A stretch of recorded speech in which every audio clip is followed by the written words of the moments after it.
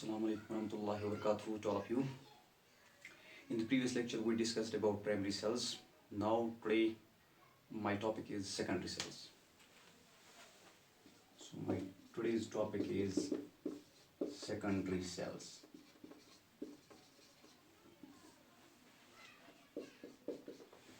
Now, what are these secondary cells? Those cells which can be recharged and can be used again and again. Such type of cells are called secondary cells. It means that in secondary cells we can reverse these cell reactions by applying an external electrical source of energy. So such type of cells in which cell reactions can be reversed by applying external electric source of energy are called secondary cells. And the most common example of secondary cell is lead storage cell.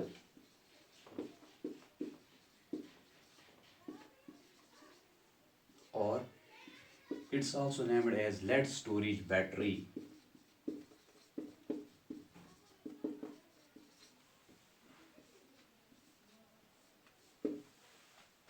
Now, what's battery?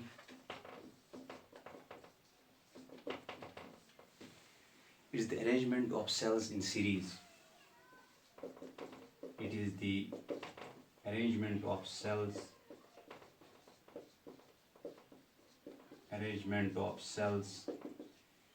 in series. That means when cells are connected in series, such an arrangement is called battery. And one such type of battery is called a lead storage cell or lead storage battery. So let's try to go through the construction of this lead storage cell.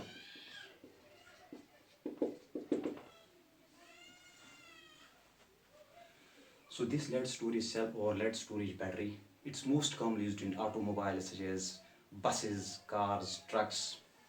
So let's go through the construction of this lead storage cell or lead storage battery.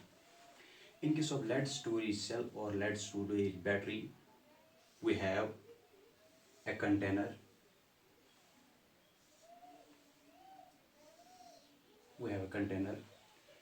We have this first cell. This is second cell. This is third cell.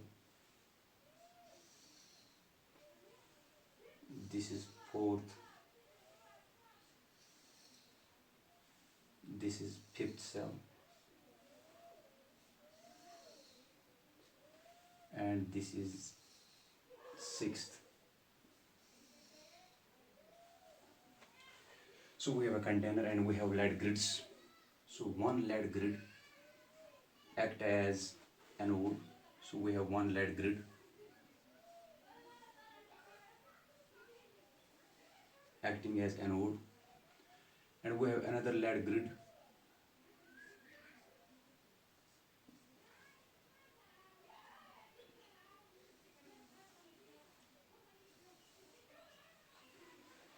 another lead grid packed with lead dioxide acting as cathode.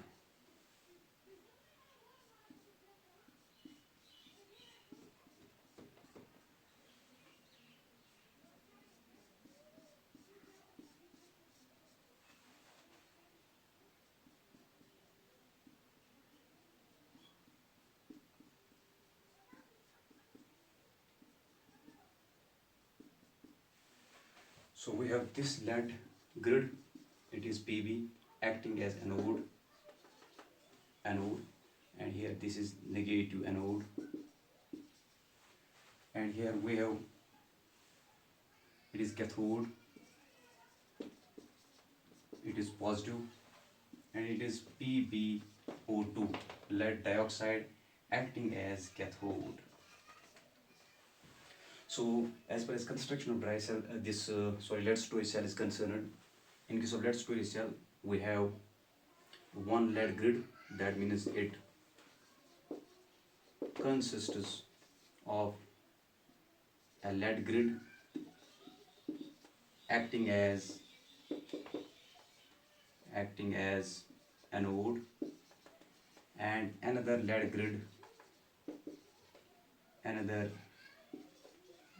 grid packed with lead dioxide acting as cathode. And we have dilute H2SO4, that is 38% weight by weight, with density of 1.30 gram per ml, acting as electrolyte. So here dilute H2SO4 act as electrolyte.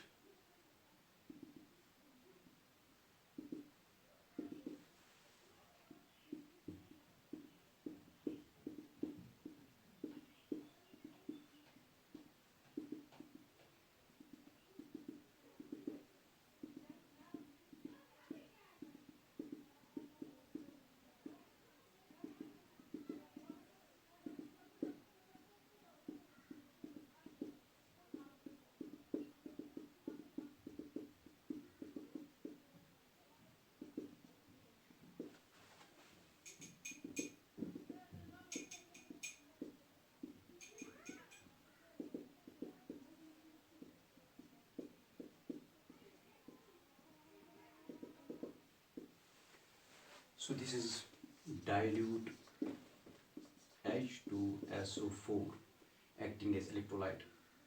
And if we have two molecules of H2SO4, that means they can be split as it is 4 times H positive, 4 times H positive, and we have 2 times SO4 di-negative.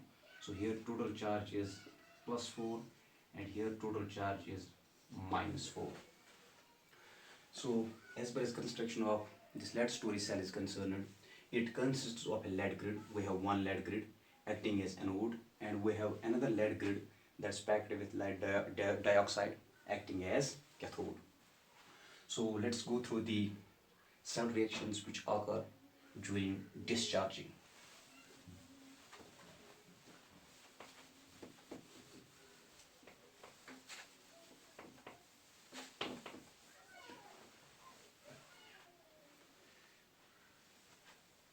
So cell reactions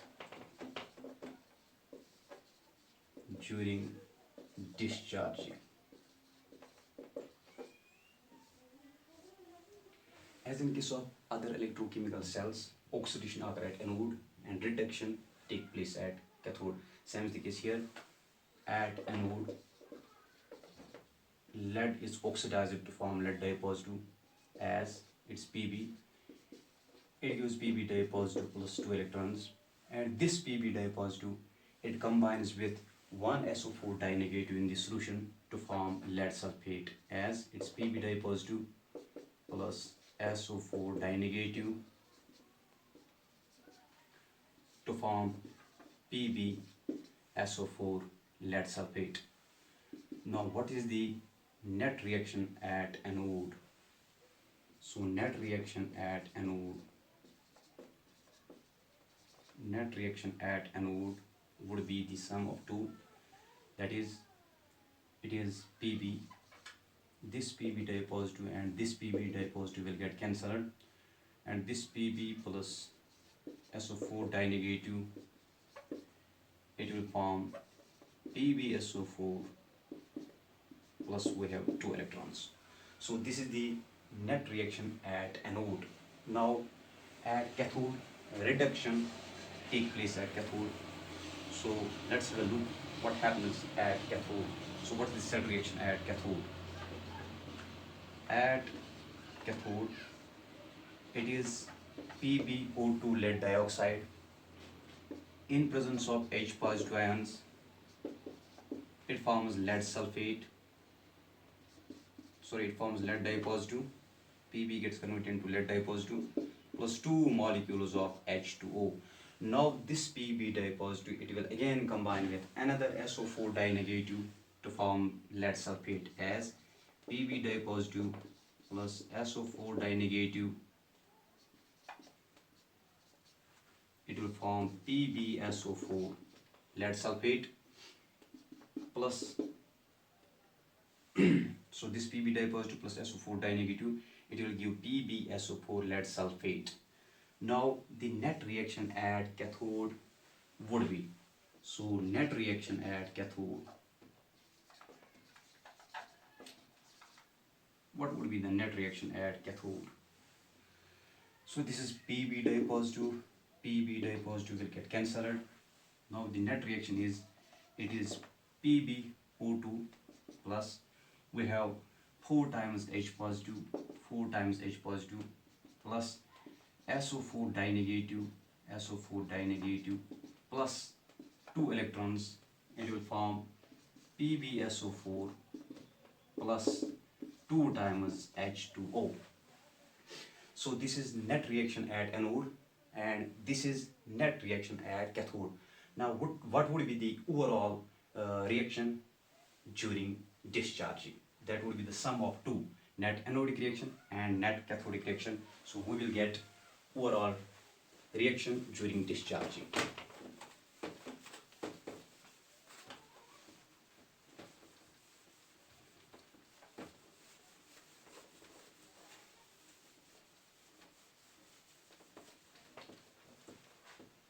So before going to the overall reaction, so let's have a look at the mechanism of this reaction. When two H positive ions will gain 2 electrons, they will form H2. So in the reaction we have only 2 electrons, that means 4 H positive must gain 4 electrons. So what's actually happening? It's PbO2, it gives Pb dye positive plus 2 electrons plus O2. So another 2 protons will gain these 2 electrons to form H2. So total number of protons is 4H positive will gain 4 electrons to form 2 times H2, and this 2 times H2 combines with this O2 to form 2 times H2O. So now what's the overall reaction, cell reaction during discharging? So overall cell reaction during discharging, that would be the sum of anodic reaction and cathodic reaction. So what's net anodic reaction? Net reaction at anode, that is, so this is the net reaction at anode, it's Pb plus SO4 dye negative, it will form PbSO4 plus 2 electrons. Now what's the net reaction at cathode? Net reaction at cathode, that would be, it is PbO2 plus 4 times H positive plus SO4 dye negative plus 2 electrons, it will form PbSO4 plus 2 times H2O. Now the overall reaction during discharging would be sum of 2. It is 2 electrons and 2 electrons will get cancelled. Now it is Pb plus PbO2, then we have 4 times H positive and we have 2 SO4 dye negative. It can be written as 2 times H2SO4 to form 1 PbSO4, another PbSO4, 2 times PbSO4 plus 2 times H2O. So this is the reaction during discharging. Now as the density of dilute H2SO4, that is here 1.30 gram per ml. It's evident from this reaction this H2SO4 gets consumed, and when it gets consumed its density decreases, and when it falls to 1.20 gram per ml, it needs recharging. Now what happens during recharging? Cell reactions gets reversed during recharging. So what are the cell reactions during recharging? Let's have a look at the cell reactions during recharging.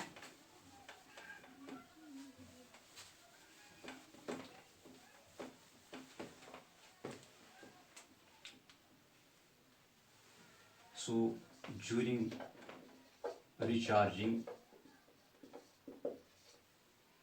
cell reactions are opposite to that when cell act as electrochemical cell. This lead storage battery, it in first instant it acts as electrochemical cell, and when we go for recharging, at that time it acts as electrolytic cell. So what are the cell reactions during recharging? So the reactions are, it is opposite to that of this reaction. It is PbSO4, 2 times PbSO4 plus 2 times H2O. It will form Pb plus PbO2 plus 2 times H2SO4. So this would be the net reaction during recharging. As it's evident from this reaction that H2SO4 gets regenerated, so its density increases and we can use it, and it becomes dead, and we can then again recharge it. So what are the reactions at cathode during recharging? So what are the reactions at cathode during recharging? That would be the reaction which occur when it acts as electrochemical cell. The reaction at anode, so it is PbSO4 plus 2 electrons, it gives Pb plus SO4 dinegative. Now at anode, here the reactions, cell reactions at anode, they are opposite to the reaction which take place at cathode when this lead storage battery behave as electrochemical cell. So when it behaves as electrolytic cell, the reactions are opposite to that of the process, to that of the thing when it behaves as electrochemical cell. So at anode, this is the reaction at cathode. Now at anode, the reaction is this. It is PbSO4 plus 2 times H2O. It will form PbO2 plus 4 times H positive plus SO4 dinegative plus 2 electrons. So these are the cell reactions during recharging. This is the net cell reaction during recharging, and this is the net cathodic reaction during recharging, and this is the net anodic reaction during recharging. And the voltage of this lead storage cell, that is 12 volt. So this was all about the lead storage cell. Inshallah, tomorrow we are going to discuss about fuel cells. If you like my video, please subscribe my channel, Rayees Chemistry. Thank you for watching.